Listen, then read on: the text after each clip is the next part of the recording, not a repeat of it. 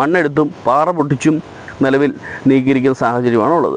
ഇപ്പോൾ വരാൻ പോകുന്ന ഏതാനും ദിവസങ്ങൾക്കുള്ളിൽ തന്നെ കാലവർഷം ആരംഭിക്കുകയാണ്.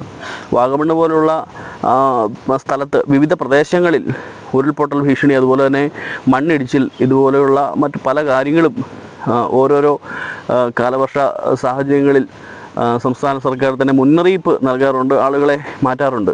പക്ഷേ ഇതൊന്നും ഉൾക്കൊള്ളാൻ തയ്യാറാകാത്ത തലത്തിലാണ് നിലവിൽ ഇവിടെയുള്ള ഈ ഭീമമായിട്ടുള്ള കയ്യേറ്റം. ഇതിനടുത്തായിട്ട് തോട്ടം തൊഴിലാളികൾ താമസിക്കുന്ന, ഇപ്പോൾ ഈ മണ്ണെടുത്തിരിക്കുന്ന ഈ പ്രദേശത്ത് നേരത്തെ തോട്ടം ഭൂമിയായിരുന്ന സമയത്ത് ജോലി ചെയ്തുകൊണ്ടിരുന്ന ലയങ്ങളിൽ താമസിച്ചിരുന്ന ആളുകൾ ഇപ്പോഴും അവിടെയുണ്ട്. അപ്പോൾ അവിടെയുള്ള ജനങ്ങൾ വരെ ഭീതിയിലാണ്. ആരോട് പരാതിപ്പെടണം, എങ്ങനെ ഈ വിഷയത്തെ നേരിടണമെന്ന് ഇപ്പോഴും ഇവർക്ക് യാതൊരു അറിവുമില്ല.